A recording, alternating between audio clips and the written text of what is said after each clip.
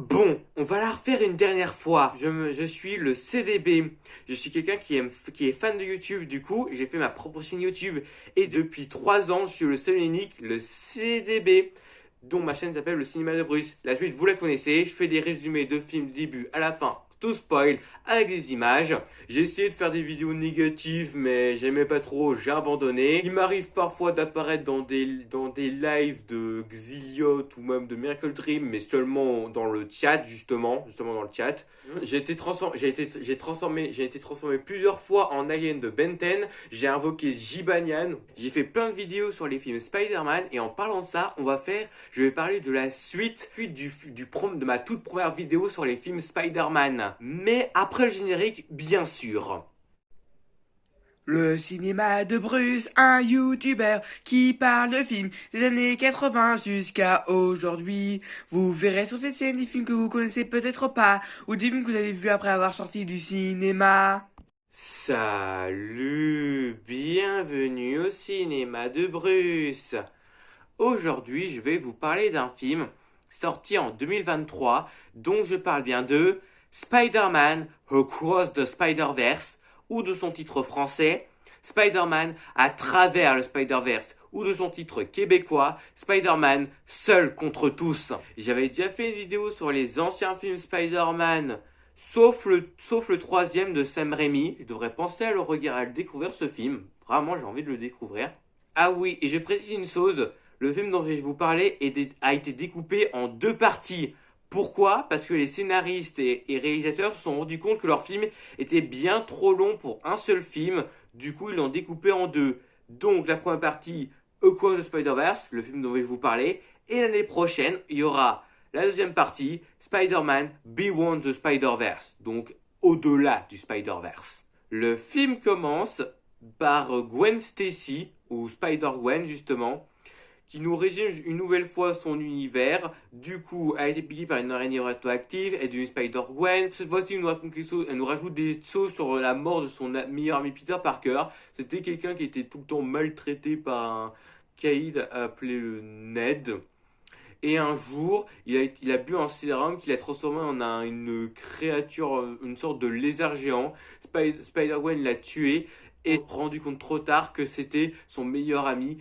Et dans son dernier souffle, il lui dit qu'il voulait être aussi spécial qu'elle. Et il est mort. Puis le père, le capitaine Stacy, qui lui n'apprécie pas Spider-Gwen, il remarque Spider-Gwen justement. Et après, Gwen, elle part. Et il pense que justement, la Spider-Woman, ah oui, nous on a l'habitude de l'appeler Spider-Gwen, mais dans son univers on l'appelle surtout Spider-Woman. Et du coup, depuis qu'il a dit quoi que Spider-Woman pense qu'il a tué Peter Parker, et il fait une véritable chasse à l'homme pour la capturer.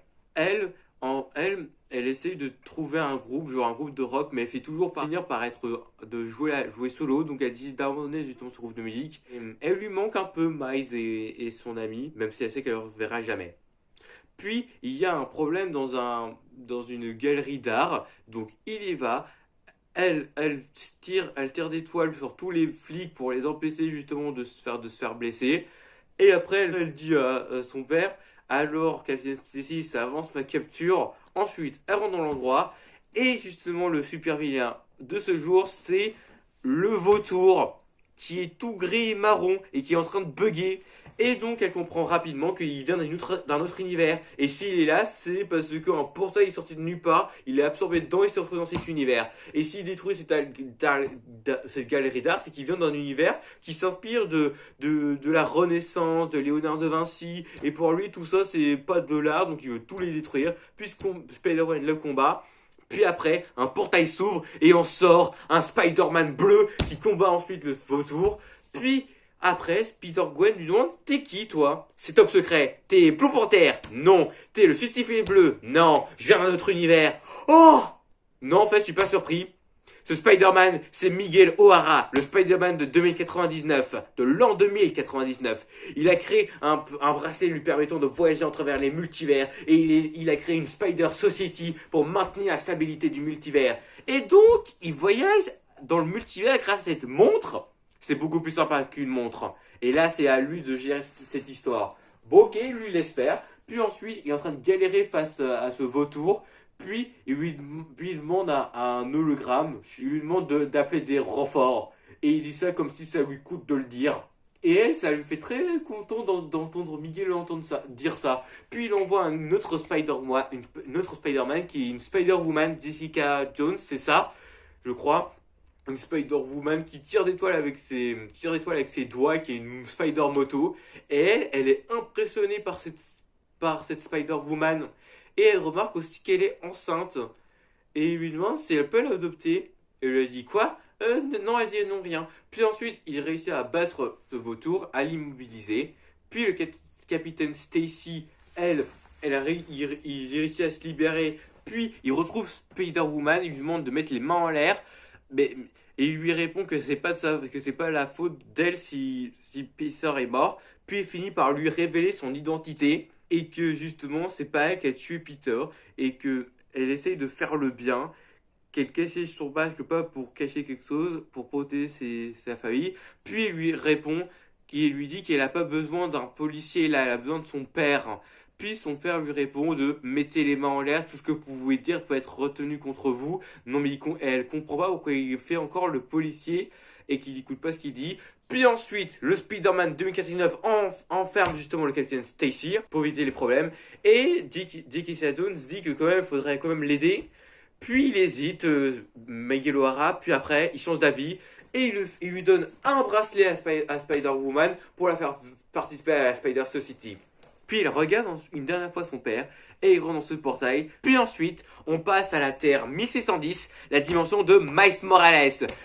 Ça fait maintenant 1 an qu'il est le seul et unique Spider-Man. Il a arrêté plusieurs criminels. Il a aidé sa tante May à déménager. Il s'est fait un tout nouveau costume car il a beaucoup grandi. Son coloc, il sait qu'il est Spider-Man, mais ça change rien. Il refuse d'être le guide dans le fauteuil, lui. Mais en vrai, ça sert pas à grand chose le fait qu'il sait que Miles est Spider-Man, en vrai. Ensuite, on passe à un mec qui porte un déguisement, qui va dans un magasin, voilà, un petit marché indépendant. Et il lui demande c'est où la caisse pour les billets. Il lui dit que c'est tout au fond. Il demande j'espère que c'est pas accroché dans le sol, au mur. Quoi? Non, non, rien. Et ce type, donc c'est un super vilain. Il se dit que ça doit être assez facile ce qu'il doit faire. Il doit juste faire un petit crew et il ramasse les billets. Sauf qu'il galère à récupérer les billets et il finit par se faire remarquer. Puis le type du gérant lui demande mais qu'est-ce qu'il fait? Non, rien, il a juste oublié son code. Il essaie de le frapper mais il esquive tous ses coups grâce à ses petits trous qui permettent de faire des portails à petite distance. Et il lui raconte qui il est. Il travaillait pour Alchemax, voilà. Il était un scientifique, il était plutôt séduisant pour un scientifique. Et il a eu un petit accident et il est devenu comme ça. Et c'était mission impossible pour lui de trouver un vrai travail. Du coup, qu'est-ce qu'il a fait? Eh ben, il s'est reconverti vers le crime. Et ensuite, Spider-Man lui débarque et il est tout sursauté de voir Spider-Man. Il fait un trou, il tombe. Et ensuite, il lui demande combien il lui doit à ce type pour le sandwich qu'il a mangé. Et il dit que s'il arrête ce type, eh ben il sera gratos. Après, Spider-Man demande à ce type t'es qui toi? T'es une vache ou un dalmatien? Et il lui répond qu'il est la tâche. C'est pas drôle, hein? Sérieux? Non, c'est pas une blague, hein? Il s'appelle réellement la tâche. Car ces portails qu'il a sur son corps, c'est des tâches. Puis ensuite, Spider-Man combat après la tâche, mais il galère à le battre avec tous ses portails. Et ensuite, en même temps, il envoie des messages à son père, car il est censé être dans une réunion parents-professeurs pour voir comment il en est pendant ce trimestre. Donc il envoie plein de messages à la fois, et il galère à battre la tâche, mais il finit quand même par le piéger avec ses propres pouvoirs et avec ses toiles, et il demande de pas bouger et qu'il va revenir. Ensuite, il retourne après dans son école à l'académie Vision, et donc la directrice dit que Miles a de très bonnes notes. Il a 18 en sciences physiques, un plus en arts plastiques, mais qu'il a un 12 en espagnol. Ses parents sont contrariés mais en fait, l'espagnol, leur famille parle espagnol. Comment il peut être une note nulle? Il dit que, mais non, il a juste manqué que quelques cours. Ah bon? C'est quoi ça, quelques cours? Il a manqué 6.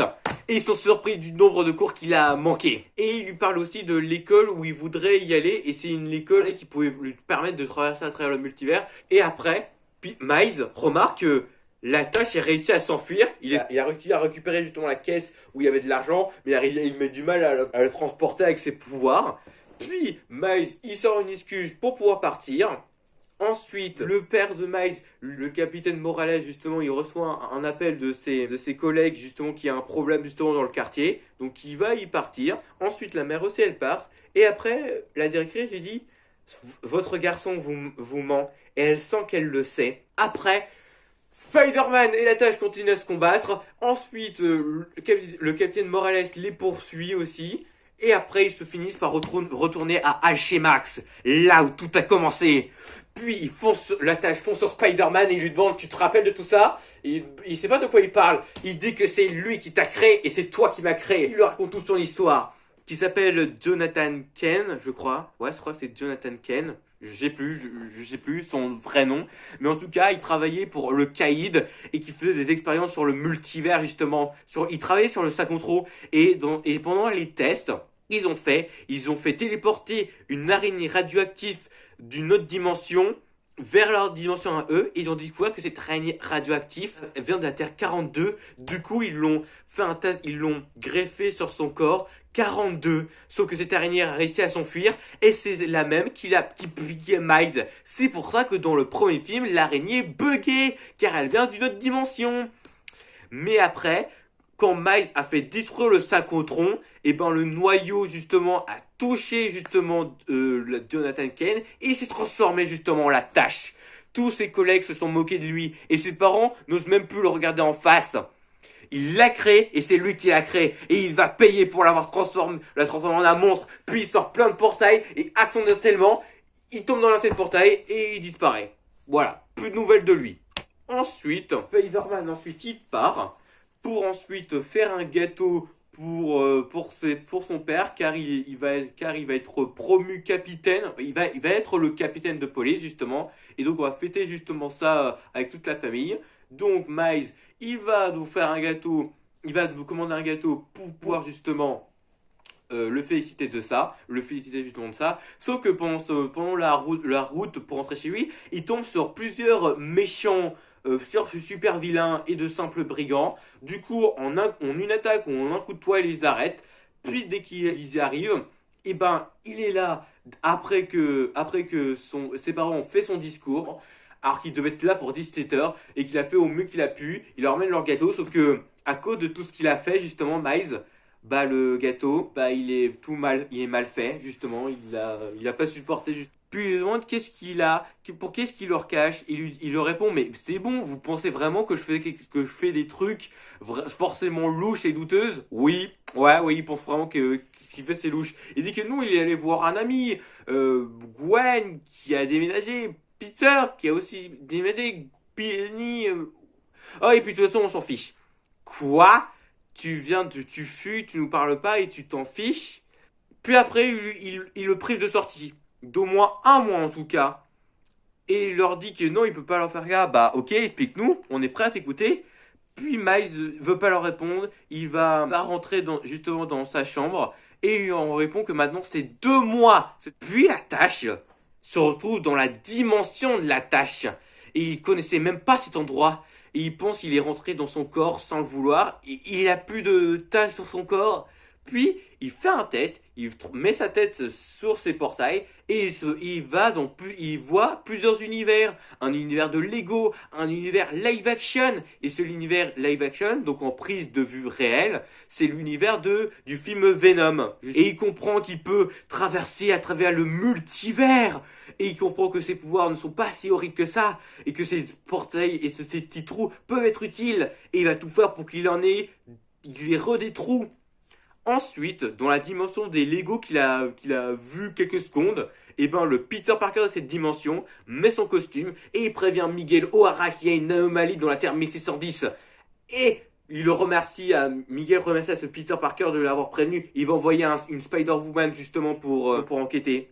Puis Miles, lui, il est dans sa chambre. Puis un portail s'ouvre et c'est là que se retrouve Gwen, et il est surpris de sa présence. Il se demande comment elle est arrivée là. Il pensait pas la revoir un jour. Et donc, il lui demande si elle voudrait faire un tour. Il peut pas car il est puni. Ah, ça craint. Spider-Man aussi, il est puni. Ah, Ok, il décide de mettre son costume et de tisser des toiles de toit en toit. Et Gwen lui raconte qu'est-ce qu'elle est devenue. Qu'elle fait partie d'une élite qui en recrute tous les meilleurs Spider-Héros. Oui, elle lui présente, elle lui décrit certains Spider-Man comme Jessica Jones ou même Miguel O'Hara, un Spider-Man ninja vampire. Et bah il dit que waouh, un Spider-Man vampire, mais il paierait cher pour voir ça. Et il dit que c'est depuis combien de temps il travaille pour eux. Et il leur dit que ça fait quelques mois. Et elle est venue le voir juste bah, voilà, pour prendre ses nouvelles à elle. Puis il montre comment ça va la vie. C'est plutôt compliqué avec ses parents. Et il hésite à révéler leur identité à ses parents. Puis Gwen lui dit que c'est une très mauvaise idée de faire ça. Puis il lui dit que, ouais, dans un sens, elle a raison. Puis ensuite, il finit par s'asseoir et il parle du fait que dans chaque univers, Gwen Stacy est amoureuse de Spider-Man. Puis Miles rapproche sa main. Puis ensuite, Gwen lui répond, mais à chaque fois, ça se finit très mal. Puis ensuite, Miles baisse sa main. Il continue à tisser après. Et ensuite, Gwen disparaît sans prévenir, car elle n'est pas venue seulement pour voir Miles, aussi pour avoir des infos sur la tâche. Et elle envoie justement un appareil pour scanner et surveiller justement la tâche qui, lui, il est dans un endroit abandonné avec plusieurs matériels avec lui. Ensuite, ils vont retourner justement à la fête de ses parents, justement. Et donc justement, Gwen porte maintenant des tenues civiles. Et maintenant, les parents pensent que s'il disparaît souvent, c'est justement à cause justement de cette fille qui pense qu'il est amoureux d'elle et non, semi-fidèle. Puis après, Miles lui répond, bah pourquoi il fait partie des Spider-Héros. Bah il lui répond, oh, c'est parce que il manque de place. Tu sais, si ça tenait qu'à moi, tu serais déjà venu. Ok, il comprend. Puis ensuite, elle doit partir après. Puis après, sa mère discute avec lui. Et ça fait bizarre de voir que son petit garçon est en train de devenir un homme. Et dans un sens, il devrait le laisser voler de ses propres ailes. Les privés de sortie sont maintenant finis, justement. Ils veulent le laisser voir Gwen. Donc il est content de ce qu'elle a fait. Sa mère lui demande de lui promettre une chose. Que où qu'il aille, qu'il protège ce petit garçon qui est en lui. Qu'il sache qu'il est aimé. Et qu'il laisse personne dire qu'il n'est pas à sa place. Et Miles lui promet. Puis après, il va suivre Gwen. Et ensuite, Gwen, elle remarque qu'il y a eu une grosse explosion. Donc elle va utiliser justement les appareils de sa montre pour scanner justement cet endroit. Et donc après on fait un holographe qui remonte tout en arrière pour savoir tout ce qui s'est passé. Et du coup, on découvre que la tâche a créé un mini synchrotron pour avoir suffisamment de trous pour aller dans d'autres univers et aller dans un univers où il y a le synchrotron pour avoir beaucoup plus de trous et ou soit en mettant son doigt sur le petit synchrotron, ça pourrait l'exterminer. Mais il se dit qu'il a plus rien à perdre. Donc il met son doigt dessus et maintenant il a des trous et il voit à travers les univers. Puis Jessica Jones l'appelle et lui dit qu'est-ce qui est ton rapport? Ah bah tout s'est bien passé. Non, en fait, non, tout s'est mal passé. Elle a vraiment fait une grosse bêtise. Puis, il essaye de retrouver justement cette tâche. Sauf que c'est difficile de le retrouver, ça, vu qu'il va aller dans chaque dimension à chaque seconde. Puis, il réussit à trouver une dimension fixe, c'est la dimension India. Puis, Miles a suivi donc Gwen et il est invisible, donc il la remarque même pas. Puis, Gwen on crée un portail pour retrouver la tâche. Puis après, elle rentre dans le portail. Miles, lui, il revoit après l'appartement de ses parents, puis il décide de suivre Gwen, il rentre dans le portail, et il se retrouve dans cet autre univers, sauf que... Et il est en train de bugger, car il n'a pas la montre, et cette montre permet justement à Miles, permet au Spider-Man de ne plus bugger quand il change d'univers, et comme il n'en a pas, bah, il est en train de bugger. Puis il court de toile en toile, chercher Gwen, et ensuite il remarque Gwen en train de combattre justement la tâche, et ensuite, paf, il en profite de la tâche pour donner des coups de poing à Gwen. Ensuite, le Spider-Man de cette dimension débarque, et c'est le Spider-Man India. Donc, ça fait... Alors, je ne me souviens plus du tout de son nom à ce Spider-Man, mais je me souviens seulement qu'une chose, ça fait 6 mois qu'il est Spider-Man. 6 mois, et il est déjà recruté dans l'un des meilleurs Spider-Héros.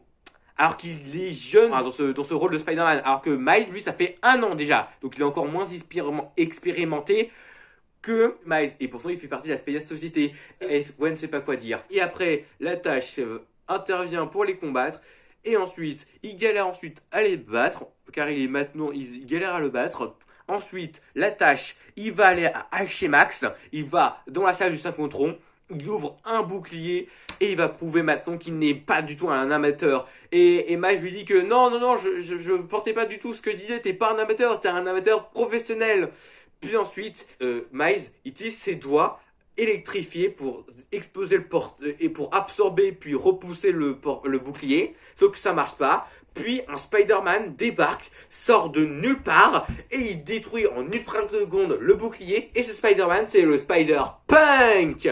Il s'appelle Obi-Wan. Il vient d'un univers justement où Norman Osborn est le président, où l'araignée radioactive a été exposée à des déchets toxiques illégaux qu'il a rendu radioactif. Il a piqué Obi-Wan, il est devenu le seul et unique Spider-Punk. Il est quelqu'un de complètement incohérent et qui fait exprès d'être incohérent. Il aime pas les matins, il aime rien, il aime pas être cohérent, il aime pas genre le capitaliste, il aime pas respecter les règles. Voilà, ce type n'a aucun sens en tout cas. Et aussi ce type, il héberge Gwen et Miles est jaloux. Il a peur du fait que Gwen sorte avec Obi-Wan car oui, il est apparemment amoureux de Spider-Gwen. Ensuite, il combat à nouveau la tâche, sauf qu'il arrive tous à les battre. Ensuite, il rapproche du Synchrotron. Il tire une toile en disant que non, on se moque pas de toi, ah bon? Ouais, et Spider-Punk dit que non, je suis pas pour l'humour, moi. Oui, si, en fait, un petit peu. Puis ensuite, la tâche réussit à couper l'étoile. Il rentre dans le Synchrotron et cette fois-ci, ça provoque une grosse explosion. Quand Miles est toussé, il a une vision. Il revoit les Jonathan Kent devenir la tâche et il le voit cette fois-ci, lui, en train de devenir noir et tout blanc et en train de détruire, effondrer des univers et des Spider-Man en train de tomber tout en bas, probablement mort. Et ensuite, la tâche, on le voit noir, tout blanc, avec des trous blancs et qui va retourner dans la Terre 1610 pour voler il va lui prendre tout ce qui tient à Miles. Comme lui, il lui a tout pris. Il disparaît. Puis ensuite, tout est en train de s'effondrer. Les 4 Spider-Man sauvent tout le monde. Et ensuite, on prévient à Gwen qu'il y a un élément Calva. Puis, un chef de police essaie de sauver une personne, sauf qu'il risque de mourir. Sauf que Miles essaie de le sauver, mais... Et Spider-Gwen dit que non, c'est pas la peine, tu risques d'être blessé. Mais il dit qu'il a pas à s'en faire. Puis, ensuite, il réussit à sauver ce capitaine de police. Ensuite, tout le monde est sauvé. C'est génial. Mais après, un trou débarque. Puis après, un Spider-Vaisseau débarque et avec plein de Spider-Man qui vont ensuite essayer de arrêter ce trou noir. Et ensuite, Jessica Jones dit que le chef de cette Spider Society veut voir Miles. Puis donc, ils vont lui présenter la Spider Society. Il y a plus de 200 Spider-Man ici, hein. Ensuite, donc, ils vont voir Miguel O'Hara, le Spider-Man de l'an 2099. Qui n'est pas un Spider-Man comme les autres, il est un vampire, il a besoin de substances d'un pistolet qui met dans son sang, probablement du sang qui lui permet de se nourrir justement, pour pas qu'il ait à tuer des gens. Puis, s'il lui a demandé de venir, c'est parce que il a sauvé justement le capitaine de police de cet univers. Et il n'aurait pas dû le faire car c'est un élément Calva. Puis ensuite, un Spider-Man lui dit « S'il te plaît, vas-y mollo avec le gamin, il a eu un mentor épouvantable. » Et ce Spider-Man, c'est Peter Benjamin Parker qui a eu un bébé avec MJ. Et il s'appelle Mayday. Et elle a déjà des pouvoirs de Spider-Man. Alors qu'elle a qu'un an, je crois, peut-être 3 ans. Probablement. Du coup, Miguel O'Hara lui raconte l'histoire du multivers, le fait qu'il y a des éléments Calva, des éléments importants dans l'histoire de Spider-Man qui maintiennent la stabilité du Spider-Verse. Et il doit lui dire que dans chaque univers de Spider-Man, un capitaine de police doit mourir. S'il ne meurt pas, ça va créer un trou noir qui va détruire tous les univers. Sauf que Miles ne le croit pas, car comment il peut savoir ça? Car il a déjà fait le test. Il a découvert qu'il y avait un univers où il existait, où il avait une fille, et cette version alternative, lui, a été tué, donc il a décidé de le remplacer, sauf qu'en faisant ça, il a détruit tout cet univers, et il veut empêcher de faire ça dans les autres univers. Et du coup, comme l'univers India est condamné à cause de Miles, et qu'en plus, bah son père, le capitaine Morales, et va devenir capitaine, bah ça veut dire qu'il va mourir justement. Et il veut empêcher Miles de retourner dans sa dimension, car sinon il va encore tuer justement son univers, son propre univers. Sauf que Miles dit que mais non, on va quand même pas laisser des personnes mourir. Il dit à Peter Benjamin Parker, mais si tu savais à l'avance que Oncle Ben allait mourir, tu allais le laisser mourir. Et il comprend où il veut en venir, sauf que c'est grâce à ces morts qu'ils sont devenus Spider-Man. Miles a le choix entre sauver son père ou sauver tous les univers. Mais il dit Miles, mais qu'il peut faire les deux. Miguel le croit pas, donc il va l'enfermer. Il l'enferme pendant quelques jours et dès que Capitaine Morales sera mort, il va ensuite le ramener dans sa dimension. Puis ensuite, j'avais oublié de dire ça, mais le Spider-Punk lui a dit que s'il veut détruire des boucliers comme ça, il va devoir utiliser sa main, pas seulement ses doigts aussi. Et aussi, il y a un truc qu'il comprend pas Miles. Genre, le père de Gwen va aussi être capitaine et il va le laisser mourir. Il les comprend absolument pas. Ensuite, il va faire ce que lui a demandé Spider-Punk. Et ensuite, il crée une grosse explosion. Puis Miles, il s'enfuit, tous les Spider-Man les poursuivent, sauf Spider-Punk qui encourage le choix de Miles et il dit qu'il démissionne. Et ensuite, Miguel O'Hara appelle tous les Spider-Man et leur dit arrêtez tout ce que vous faites et arrêtez le Spider-Man de la Terre 1610. Ensuite, tous les Spider-Man poursuivent Miles et il réussit à tous les semer. Et ensuite, ah oui, j'ai oublié de préciser une chose. Miles, quand il était dans la Spider Society, on lui a donné un bracelet, justement, qui l'empêchait qui dure qu'une journée et qui l'empêche de bugger. Ah oui, et ces Spider Society, ils s'occupent uniquement de renvoyer justement les super vilains qui sont pas dans le bon univers dans leur propre univers. Car à cause du synchrotron du Caïd, du sort du Doctor Strange de Spider-Man No Way Home et probablement des événements de Doctor Strange is Multiverse of the Madness, bah plein de super vilains se sont retrouvés dans d'autres univers et du coup ils vont les ramener dans leur propre dimension pour la stabilité du multivers. Voilà. Et pendant la poursuite, Miles a perdu son bracelet. Du coup, il risque de bugger à nouveau. Et ensuite, Miguel O'Hara traite Miles d'anomalie. Il est l'anomalie originelle. C'est pas lui qui aurait dû être Spider-Man. Cette araignée qu'il a mordu vient d'une autre dimension. Et que s'il n'était pas devenu Spider-Man, Peter Parker ne serait pas mort en le sauvant. Et du coup, il aurait jamais eu le problème du synchrotron. Tout ça, c'est à cause de sa faute. Il mérite pas sa place ici. Et c'est pour ça que les Spider-Man étaient interdits de le voir, car il est l'anomalie originelle. Et ensuite, Miles demande à Gwen, t'étais au courant? Et il lui répond que je savais pas comment te le dire. On essaie de lui dire ce qu'il devrait faire. Et ben lui, il a envie de créer sa propre histoire. Il électrocute Spider 2099. Il va quitter l'endroit, puis il va retourner dans la Spider Society. Et il va essayer de retourner dans sa propre dimension. Il prépare la téléportation. Puis ensuite, Miguel O'Hara essaie de l'en empêcher, mais après la Cyber Spider Girl, Spider Bite, elle va quand même l'aider à l'envoyer dans sa propre dimension. Et donc Miguel O'Hara est énervé. Puis ensuite, Gwen se pose une question, c'est vrai cette histoire si on empêche le capitaine de mourir et donc du coup l'univers va être détruit. Puis Miguel O'Hara lui parle d'une manière sévère du quoi? T'as pas envie de vérifier ça?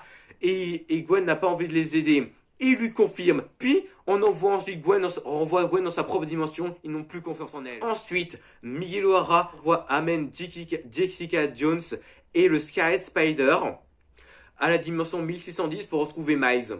Miles, donc lui, il retourne dans sa dimension. Il retourne chez lui et il dit à sa mère qu'il avait raison depuis le début sur le fait de ne pas suivre certaines personnes. Et il lui révèle aussi sa véritable identité. Et sa mère ne sait pas qui est Spider-Man. Et il dit que, mais si c'est le voltigeur qui tire d'étoiles, c'est moi. Et il croit qu'il plaisante. Et ensuite, c'est que Gwen, elle est retournée dans sa dimension, elle va voir son père. Puis, elle lui raconte pourquoi elle est Spider-Woman. Et elle dit que si tu me crois pas, t'as qu'à m'arrêter qu'on en finisse. Sauf que lui, il peut plus l'arrêter, son père, car il a démissionné. Du coup, il risque pas de mourir alors. Et puis aussi, il dit de le pardonner pour son comportement. Et que il offre aussi un cadeau qu'on lui a envoyé qui était destiné à Gwen. Je sais pas qui est ce Obi-Wan, mais en tout cas c'était pour elle. Et donc le Obi-Wan, c'est donc le Spider-Punk. Et du coup ce cadeau, c'est un bracelet qui permet de voyager à travers le multivers, ce qui va pouvoir l'aider car son bracelet à elle ne marche plus du tout plus du tout. Du coup, avec un autre, ça va être plus pratique.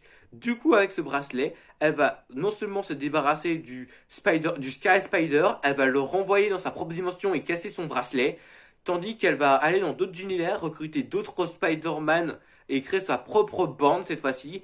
Et Jessica Jones l'a repérée, mais elle n'a rien dit à Miguel O'Hara et la laisse faire.